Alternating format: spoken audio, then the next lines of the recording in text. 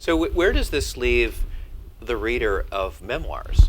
Because supposedly a memoir is true. I mean, what you're writing about happened. That's the difference between a memoir and a novel, right? That's what they say.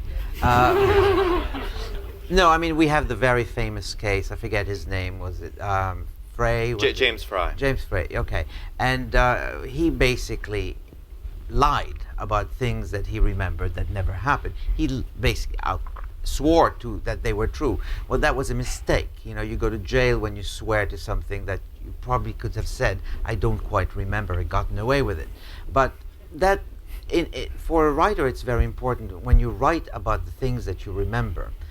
And I've become sort of now, I write about memory all the time, but when I was writing my memoir, I wanted to be as accurate as possible, knowing full well that the way I describe it to people is I have furniture in the room. The furniture is all intact. These are the items that were in the room, but I've moved the furniture around.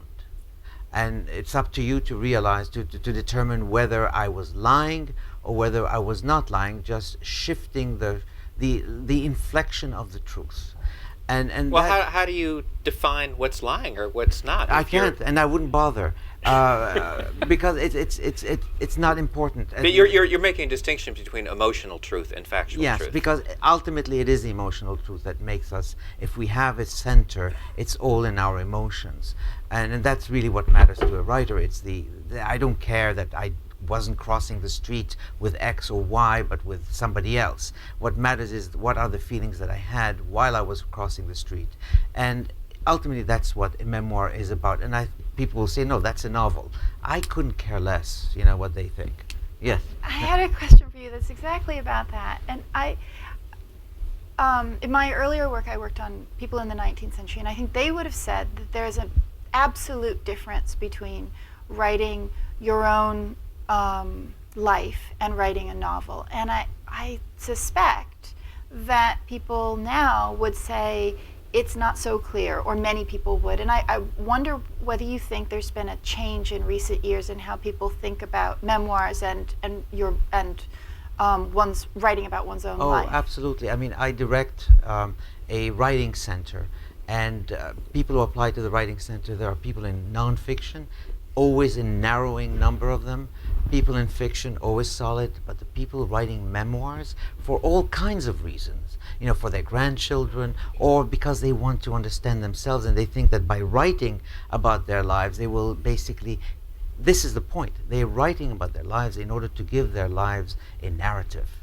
In other words, you consolidate something. When you write about your memories, you give them a kind of narrative arc, and that arc could be a falsification of your entire life, but the narrative itself is quite authentic. And is that a newish I thing? think, yes, people are writing memoirs all the time. There are more memoirs coming out. I mean, this is something that's been going on for the past 20 years. Everybody is writing a memoir. So it fits the science. It does, yes. You'll have more people to investigate. But I do think that the very sense that in writing a memoir, you are trying to, there are many things that could be going on. The two that are most noteworthy is that you want to retain information. You don't want it to go away. You don't want it to waste. On the other hand, you also want that retention to produce something, which is what we call meaning. You want your life, or at least the narrative of your life, to have a bigger meaning than those incidentals that really make up your, trudgy life.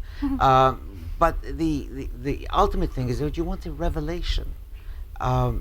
Writing a memoir without the aim of producing a revelation that you didn't know about, but that the process of writing it finally yielded, would be a waste of time.